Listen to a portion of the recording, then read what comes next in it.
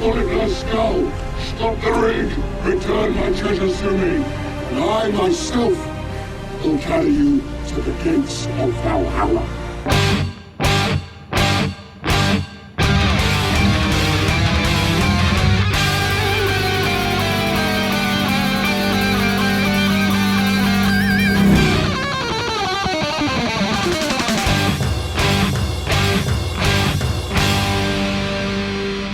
Welcome to the Mad Max Minute, where pregnant ladies get to do cool stuff in Mad Max Fury Road, 1 minute at a time. I'm Rick. And I'm Julia. And today we're talking about minute 57, which begins with Furiosa loading up a revolver, and it ends with Immortan Joe spraying Nux with chrome paint. Rounding out the week with us is the team from the Next Reel Film podcast and hosts of the Marvel Movie Minute. It's Andy Nelson and Pete Wright. Hey, guys. Glad to be back, rounding out this week with this great minute. Yeah, TGI Friday, right? Hear, hear. For one thing, TG, the Rock Riders are gone. Check one thing off the list. There were so many of them, and I don't know about you guys, but I kind of was having trouble keeping track of how many there were, where they were located. I mean, we didn't talk about it all, because frankly, every time I tried to think of it, I was like, dang, they just keep buzzing around. Right. And they were constantly switching back and forth. Good riddance. Well, I think on the scale of the foes that Furiosa has faced so far in this movie, the Rock Riders place pretty low. You think they were not as threatening as the buzzards? I think they're not as threatening as the buzzards. I think the damage that they caused was negligible compared to the buzzards. Well, that's true. The buzzards did have the giant buzzsaw going through her door. That's pretty bad. And they took out a lot of vehicles, too. Yeah, technically there were a lot of red shirts. Metaphorical red shirts when Furiosa was fighting the buzzards, and so the body count could be higher. But yeah, compared to them, the Rock Riders were really mosquitoes, and if there's one thing I can't stand, it's a mosquito. Well, they're even dressed as mosquitoes. Yeah. But now here at the top of Friday's Minute, the only vehicle we have to worry about is Immortan Joe in the Bigfoot. And Furiosa starts off this minute by leaning out the side window, just glaring down at Joe. She knows that it's him, and so it's go time. And so she leans in and starts loading up a revolver. It's a great shot that starts this minute. That shot of Charlize Theron, like looking out the window there, is just, I mean, that's why she's in this movie, because she has that look and that face that works so well as she's glaring out the window, just kind of like she knows where she is. And this is absolutely time. You know, she's confronting the big dog here. It works really nicely, just the way that she stares him down right there. Mm-hmm.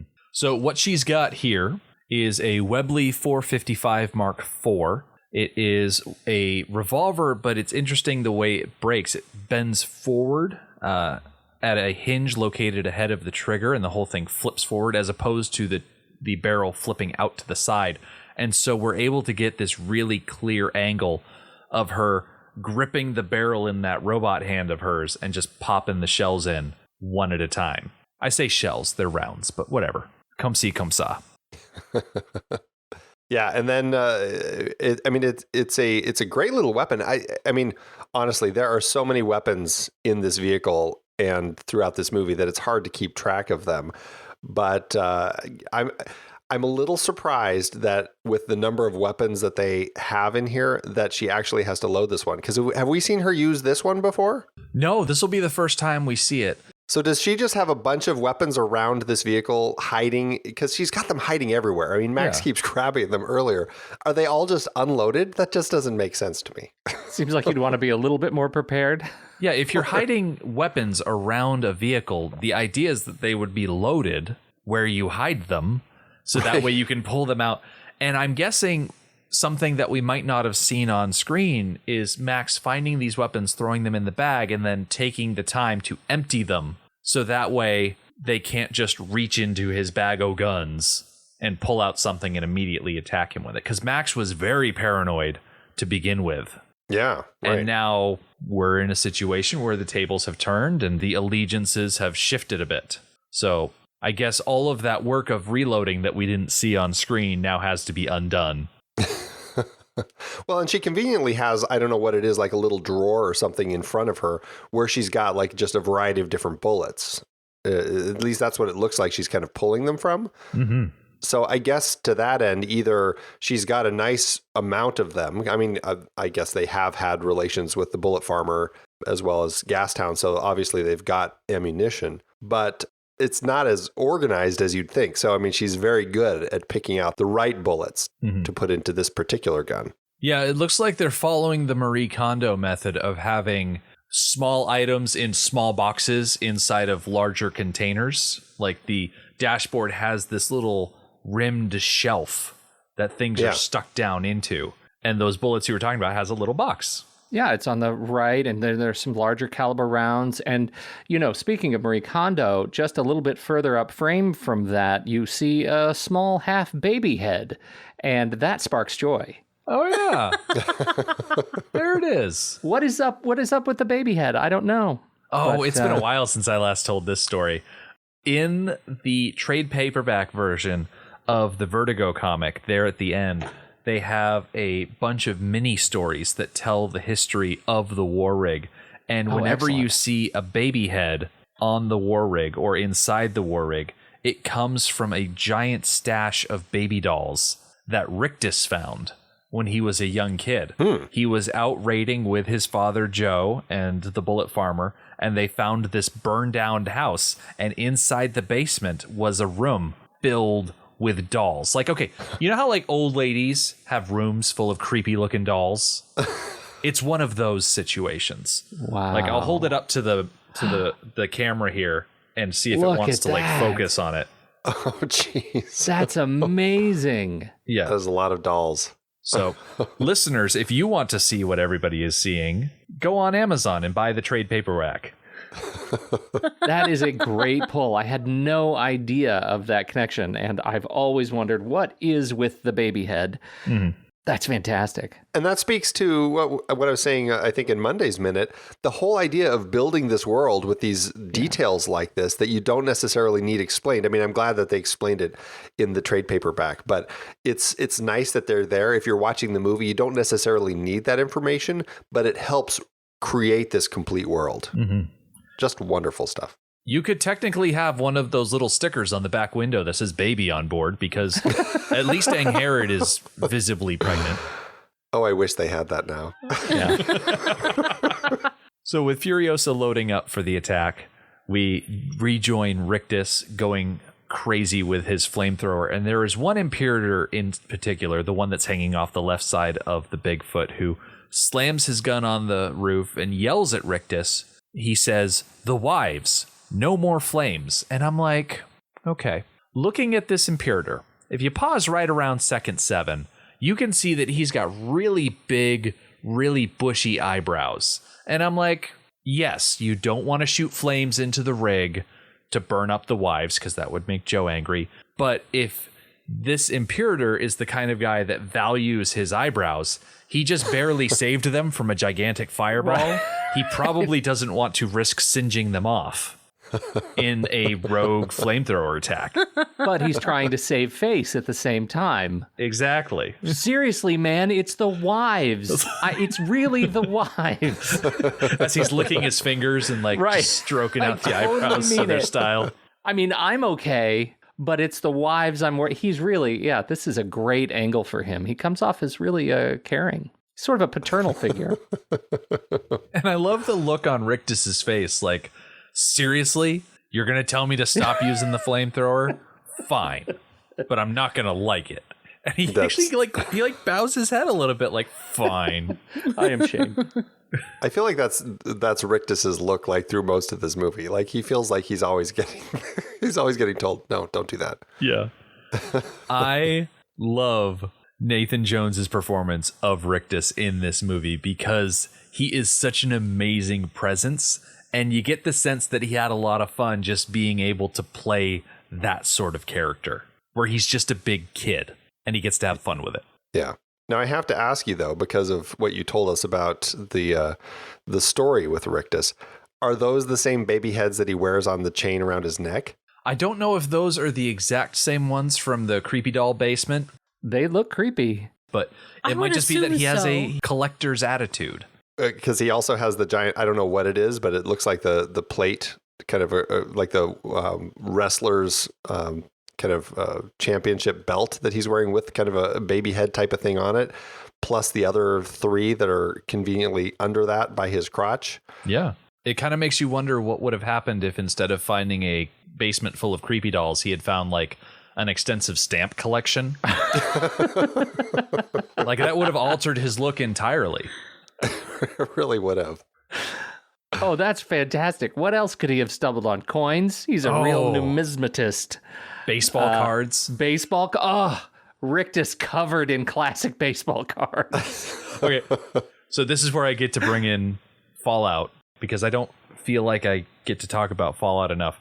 In Fallout 4, which is set in Boston, one of the major settlements is in what remains of Fenway Park. And so with that much baseball history around you, of course, the people of the post-apocalypse would be knowledgeable somewhat about baseball, except they've altered the oral history. And so now when they talk about baseball, it's not a game of hitting a ball and running around bases. It's a game that involves guns and beating people to death and catching bullets with leather gloves and things like that. And there's one guy in Fenway Park who sells baseball bats and talks about, you can't beat your opponent to death without a quality wooden slugger. Buy one here. That's awesome. So I could just see Rictus with like a baseball hat and one of those pinstripe uniforms all torn up over his massive frame. Take me out to the ball game. He's probably wearing one of those little hot dog shelves, around his neck, he does the whole thing. Although, let's be real, it wouldn't be baseball. It would probably be cricket. Truth. Right. And that's not nearly as threatening. Who are we kidding? Nah. I mean, that's not even a bat. That's more of like a paddle. A spatula. So we cut away from Rictus down to Joe, who's driving, and we get a nice little POV. We see him coming up on the war rig. He can see Furiosa bent over loading, and so he pulls out his Colt Anaconda. So the Colt Anaconda is a very cool weapon. It's featured very heavily in the Walking Dead show, but it was introduced in 1990. It's a large frame double action revolver featuring a full length underbarrel ejection rod lug and 6-round cylinder. It was designed and produced by the Colt Manufacturing Company and chambered for the powerful 44 Magnum and 45 Colt centerfire ammunition cartridges. The Anaconda marked the Hartford, Connecticut firm's first foray into the popular large bore Magnum pistol market. So it is a product of Connecticut, USA. Yay! Go Connecticut! Go Connecticut! That's where Julia pretty much grew up. From Connecticut. So. Oh, look at that. Is that the cry of all people from Connecticut? Go Colt Anaconda. Yes, it is. That and casinos. There you go. It's a glorious weapon, and it really kind of became like the image of Immortan Joe with this film. Like, I feel like that image of him pointing that gun was like in the trailer, probably on a poster. Like, that just feels like so much the essence of who he is, the way he pulls it out and holds it while he's driving. It feels so perfectly him, just as much as the vehicle does, really. Well, and just the way that Nux looks at it, right? As they have that sort of moment of, as he hands it over, and it's just sort of this luscious exchange of this honorable artifact of what it means to be in service to Immortan Joe. I don't think it's the same one he gives to Nux, is it? It's technically a different one, because Immortan Joe has 2 revolvers on his belt. The first being the Anaconda, the second one being a Ruger Vaquero. So the thing he takes out, it's kind of in a crotch holster. Yeah. Right? Of course it is. That's not is that the Anaconda? The Anaconda is a lot more beefy. It's got a much more heavy looking barrel, and the grip is a lot more modern looking, where the Vaquero is very simple, curved around the back. And I think it's also a single action, which means you have to pull back the hammer in order to fire it. Well, and the Anaconda has the black handle, right? And the Vaquero it looks just like it's all silver almost. Yeah, the Vaquero specifically, I think, has a more grayish handle. I don't know. I'm looking at a screenshot right now, and I can't quite. I'm looking at. Well, we see it at about 46. 46 seconds. I'm at 46, and the gun that's in his hand is what? I think that's the Vaquero, but it's not the Anaconda, which we see on the other. That's in this on the other side of the holster. Yes, right. That's still holstered. That's the Anaconda. Yeah. So when we jump forward to 46, left hand Vaquero, right hand side holster should be the Anaconda. The Anaconda. So the gun that he's actually passing over to Nux is the Vaquero. Yes. Okay. It does not help that both guns are polished up, silvery looking with dark handles. It does not help. It's that handle. That's the trick. And so I was very confused talking about the Anaconda because I don't know guns. I don't know if that's clear. I'm not a gun person. That's because you're not from Connecticut, Pete. Right. Yeah. I don't want to give people the wrong idea. Right. I get most of my gun information from the Internet Movie Firearms database. Right. I usually get real quiet when we start talking about guns. I'm like, I don't know. But I think something that's interesting, whichever gun that he actually gives to Nux, both of those guns are more luxury items than what Nux is used to. Yeah, clearly. I mean, I think the whole artifact bit stands. Yeah, Nux is deeply impressed and honored, clearly, that he gets to hold that thing. Getting back to the Anaconda, Joe doesn't actually get to fire it because Angharad pops out the side of the war rig with that door swinging wide open, and she is there to stare down Joe, and it takes him aback. He lowers that gun and pulls it back inside, and his eyes open up like, oh, hey, that's splendid. And she's sitting there, and it's not just her staring daggers at Joe. Capable is right next to her with her arm around Angharad, staring daggers, and Toast, peering over the window like Killjoy, is staring at Joe as well. And I love how, while Capable is obviously the one doing the most holding on to Angharad, Toast still has a hand grabbing on to Angharad's dress, just as an extra bit of security. They're very protective. I love that about all the wives. Yeah. And it's great because I feel like in action movies, you don't necessarily get to see pregnant ladies doing cool stuff like this. They're usually relegated to the background. Yeah. And they've done all the good work to make it appear like these are ladies that are going to be in the background, right? They've put them in their, in the literal back seat. They're in the literal back seat. They're in kind of the siren outfit, right? I mean, the kind of lilting fabric that just makes them look like they're, in any other movie, it might be that these are the fetish objects, and here they've made them the, dirty, gritty, centerpiece of the action protection role here, right in this sequence. And I love the way that despite them being stuck in the back seat, despite them being, by all intents and purposes, the prize that everyone's fighting for, they refuse to be that and muscle their way into center frame. Because while Angharad may not be able to reload a rifle, she can sure as heck stop Immortan Joe from shooting Furiosa. Because her weapon is that she knows what he finds most valuable right now. Mm-hmm. She wields it. And that's why it had to be Angharad as opposed to any of the other women. Yeah, with the baby. Right. Joe's reaction I find particularly interesting. Up till now, kind of thinking off the top of my head, he has wanted his wives back. He has wanted his treasures. But his reaction to what Angharad is doing is not for Angharad's safety. It's for the baby's safety. Yeah. He's shouting, "Splendid, splendid. That's my child, my property." Even his children, he doesn't see as real people. Right. They are just another thing that he owns. And so I imagine even if the wives were to stick around to give birth to these children who could be warlords, that child wouldn't have any more of a loving or nurturing situation outside of the harem from Joe, because Joe would just see them as another property, and they wouldn't make a good successor because they would never get the personal attention from Joe, because he would always just see every interaction as, you are my property. You have to do what I say no matter what, because that's just the kind of guy that Joe is. That's why he's a bad guy. Do you feel like he sees Rictus that way and Corpus? Oh, absolutely. He Yeah. absolutely sees domestic manager. Right.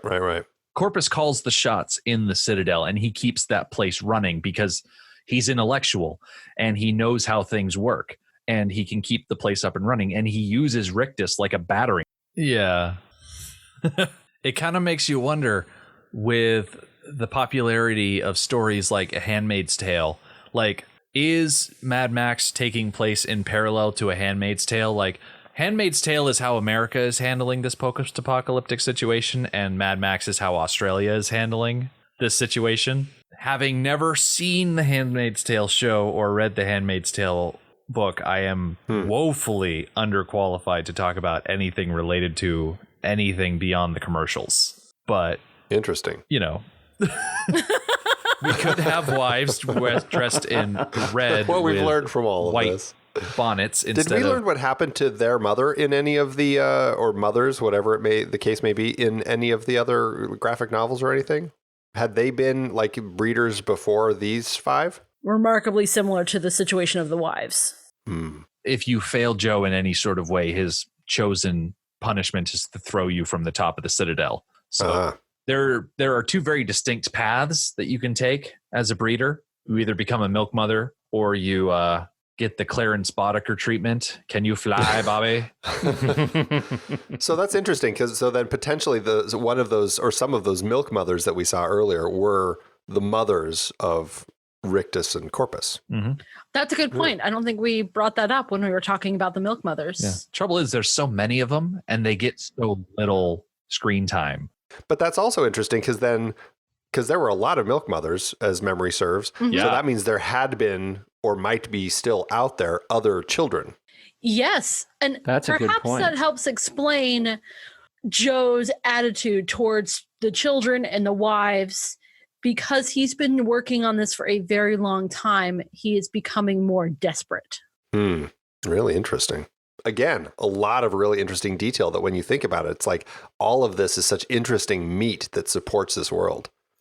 It really is, and it's such a fascinating. I think their choices to go into, reproduction in a deeply authoritarian state, right? This is what it looks like, not to just control the means of production in an authoritarian manner, but to control the means of reproduction, and that's a beautifully disgusting statement on a political reality in a lot of places, in terms of a movie that is blatantly holding up a mirror for you to kind of assess what's going on in the world. And I like how the bullet farmer just dismisses it all. Family squabble. Right. It kind of makes you wonder, with the popularity of stories like A Handmaid's Tale, is Mad Max taking place in parallel to A Handmaid's Tale? Like, Handmaid's Tale is how America is handling this post-apocalyptic situation, and Mad Max is how Australia is handling this situation. Wow. Having never seen the Handmaid's Tale show or read the Handmaid's Tale book, I am woefully underqualified to talk about anything related to anything beyond the commercials. No, you pretty much got it. We could have wives dressed in red with white bonnets instead of white with no bonnets. Right.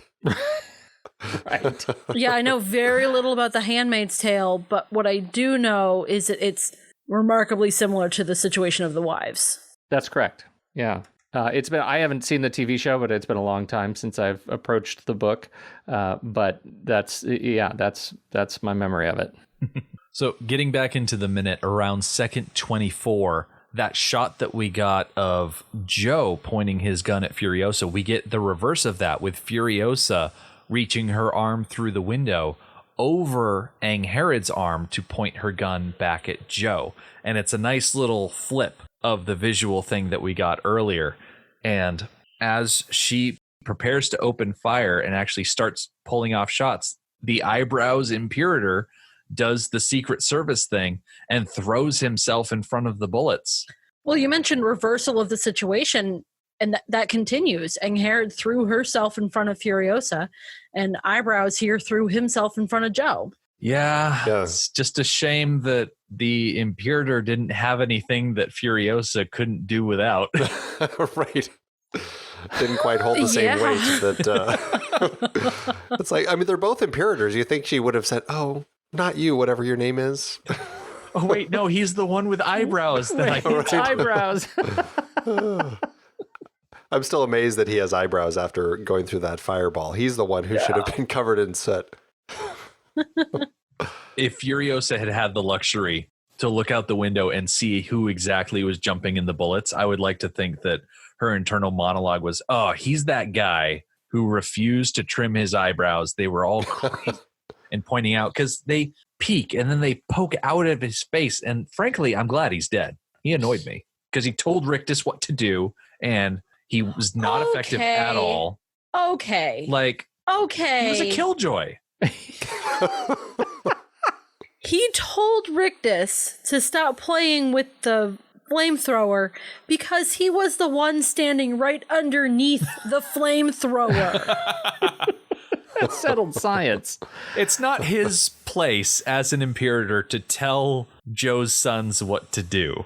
I think it might be. It might actually be the job of the Imperator to do that. I think it might be understood that for the most part, Rictus, you let him do his thing, but, you know, if you need to boss him around, you're allowed. Well, let's just say it wouldn't go well if it was Scrotus up there. Yeah. Right. I think this Imperator, if he were to survive and they were to go back to the Citadel, I don't think he would be punished for bossing around Rictus. I think that's allowed because Rictus is a child. Yeah. I think that's allowed because Rictus is a Everyone child. bosses around Rictus. Yeah. He's the office toy. Look, I just have to make a note here of the shot. If we look at, oh gosh, where is it? It's right around, it's at 25, 26. When we have Furiosa firing the pistol from Joe's POV, she's firing that pistol about, what would you say, 18 inches maybe from Angharad's head. And Angharad doesn't flinch. Not a little bit. And I know the road noise is loud, but that's a power move on her part. It definitely is. Yeah. I think that it has been quite a day for them. Yeah, do your worst. I think they are already becoming a bit desensitized to violence. Yep. Just in this single day. Well, Angharad has already shown that she can not flinch around guns because she was grazed by that bullet that Max shot at her. Right, and yeah. as she was walking, like, she stopped, but only because bullets started landing around her. She wasn't like hopping around, throwing her hands up in the air or anything like that. It was just very much, okay, I will stop walking. I will stop moving if you will stop firing. So, yeah, Angharad has an iron resolve. It's one of the great things about her. So it turns out perhaps the only thing she does not know how to do is load a gun. We haven't had the opportunity to see the limits of her abilities or the full extent of the abilities as well. That is true. And as we know, I have not seen anything past minute 57. The movie does not exist yet. It's actually being made 1 minute at a time. So based on what you know, Angharad is going to continue to be a strong leader, and she's going to lead her group of wives into the Green Place, and they're going to live happily ever after. And that's all I really need to know. Yes.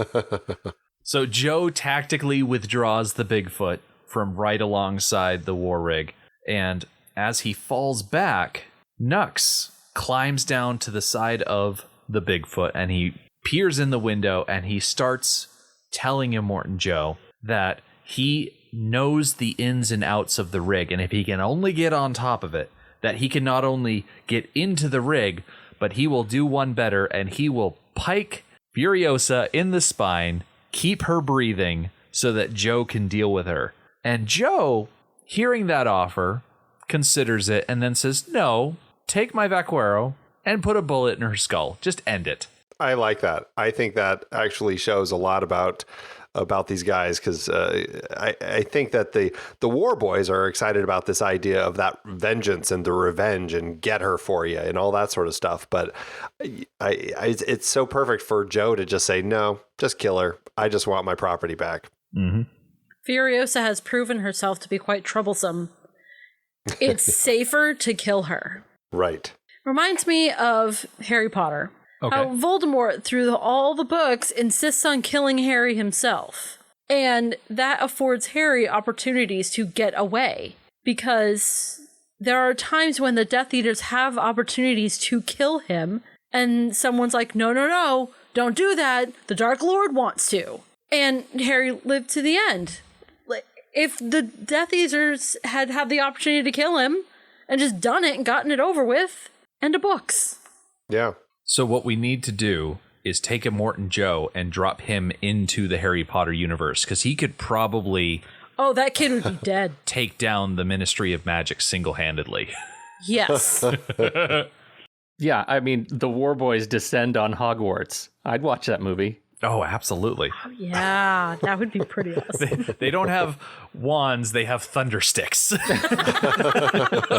they're all catapulted onto the thing. Like in the movies, Durmstrang has thunder sticks. That's right.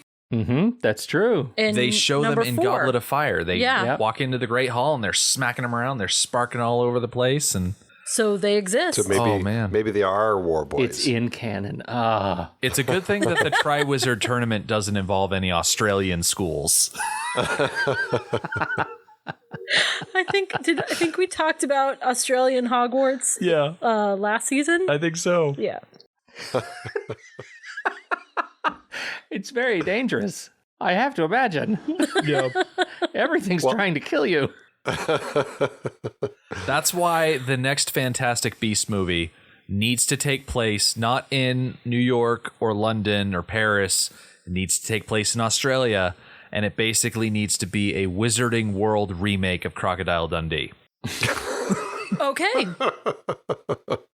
I think that's fair. That would be an interesting conclusion to the story. I want to see that one.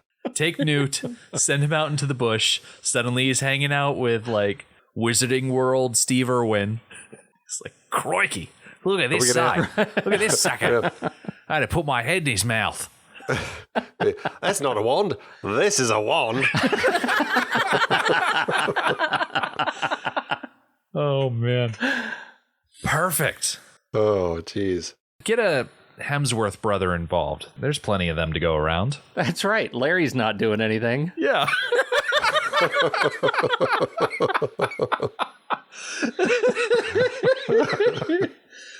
Oh, man. So Joe not only hands Nux his vaquero, as we discussed earlier on, he continues to say, and I myself, he gives him a promise, will carry you to the gates of Valhalla. And Nux looks at him with this sense of longing and amazement in his eye. And he says, am I awaited? And Joe doesn't answer him at the tail end of this minute. We have to wait until Monday before we get the reply. But he holds up the can of chrome paint and he applies a second coat to Nux's face. Because we all need to remember, there's already one coat on there and it didn't take the first time. No, yeah, that first coat I think got wiped off in the sandstorm. We just got to fill any holes, fill any cracks. This one's going to take. This is going to take. Well, he's got plenty of cracks around those lips. I imagine that the first layer of chrome paint has kind of settled in the cracks. So he's probably got like stripes, chrome stripes. That's true. Yeah, and you don't want any striping when you're going to Valhalla. No, it's not in this season. No. Maybe if he waits till next year. Yeah, maybe. We'll see. Have you dissected all of the pins on Joe's garb? Not really. If you've got any ones that you want to pick out and draw attention to. Now, I really don't, but I've been looking for it. I've been looking for, what are some of the specific insignia, and I haven't been able to lock in any other than just very cool decoration. So I'm curious. I know we have a number of military badges on his chest, but it looks like, I don't know what those are. They're sort of like coins, like maybe challenge coins or something that are just sort of clipped into as almost a chainmail on his shoulders. Well, I think he's the coin collector. Right. He's the one who found the coin basement. Right, he did, and that's what he found, the haunted coin basement. Andy, that's it. So, right at the end of the minute, around second 59, if you pause it just right, you can look past Joe's breathing tube, and you can see poking out underneath his little scarf thing the Nokia phone circuit board, which is my favorite part of his costume.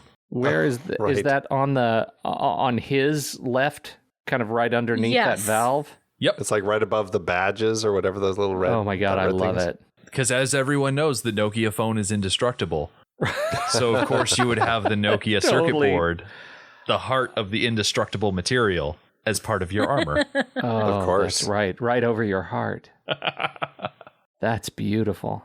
Did you guys talk about the numbers on his crotch and what those are for? Like the 929, 240, 49? We have not talked about them specifically, but the cool thing about Joe's costume is that pretty much everything is taken from vehicles. Yeah. So I don't know specifically what those numbers correspond to. We have some pretty great listeners, so they'll probably tell us in the listener page. But wherever they came from, they were most assuredly pried off of the side of a vehicle and attached to this little gun holster codpiece that Joe likes to wear. I love that idea. I'm looking right now. I found a Mazda 929. I'm wondering if that's what it's from. The Mazda. Let's just say it's not an impressive vehicle. It would be... I mean, the number might be cool, but the vehicle itself, it's like, I don't know if he wants to represent that particular car. Maybe that's the only part of the car that he deemed worthy to keep. Right. Exactly. I can only imagine the war party that Joe is leading traveling across the wasteland, and they happen to come across a used car lot that hasn't been completely scrapped yet, and they just descend on that place like locusts and just strip away as much as they can, leaving nearly nothing behind except for that Mazda 929 with just the number popped off.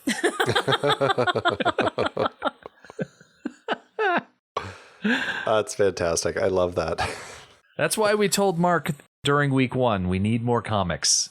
Yes. If Mad Max is going to get tied up in the production line, it takes a whole lot less people to make a comic book happen than an entire movie. So you got to tie us over somehow. We're recording this in 2019. It's been 4 years and we're still chomping at the bit for more. We don't want to wait another 30 before the next one comes out, because that would mean George Miller's like 100 years old at that point. So